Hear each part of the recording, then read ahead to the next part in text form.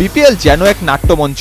BCB যার পরিচালক, franchise মালিকরা প্রযোজক আর ক্রিকেটাররা এর অভিনেতা। এটি এমন এক টুর্নামেন্ট যেখানে বিসিবি করে আকাশকুসুম কল্পনা, ফ্র্যাঞ্চাইজিরা দেন মাঝে মধ্যে নিত্য নতুন ডায়লগ, দেখান নানা কারিশমা। এক কথায় বলতে গেলে বিপিএল এর এক একটি আসর রীতিমতো ওয়েব সিরিজের এক একটি পর্ব, যার পরতে পরতে ছড়িয়ে থাকে থ্রিল আর সাসপেন্স, কখন না কি হয়।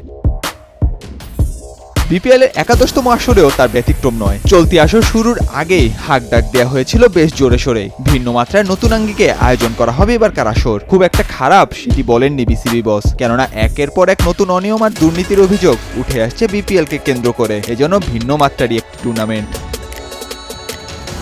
বিপিএল এ যত নাটকীয় কাণ্ড তার অর্ধেকের বেশি জন্ম হয়েছে দুর্বার রাজশাহীর কাছ থেকে। প্লেয়ার্স পেমেন্ট থেকে শুরু করে দলের মালিকানা সহ হোটেল পেমেন্ট, সবখানেই সেরা রাজশাহী।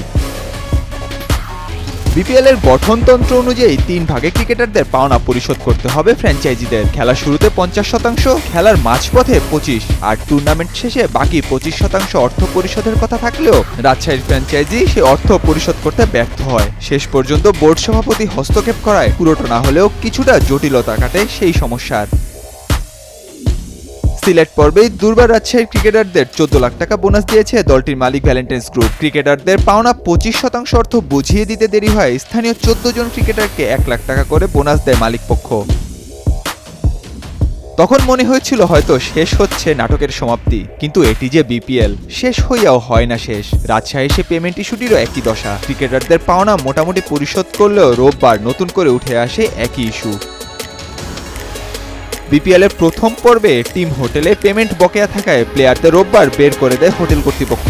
আর ম্যাচের কয়েক ঘন্টা আগে ম্যাচ নিয়ে চিন্তা না করে রাজশাহীর প্লেয়ারদের চিন্তা করতে হয়েছে নিজেদের লাগেজ নিয়ে। দেশের বেশ কিছু সংবাদ মাধ্যমে এমন খবরই চাউর হয়েছে,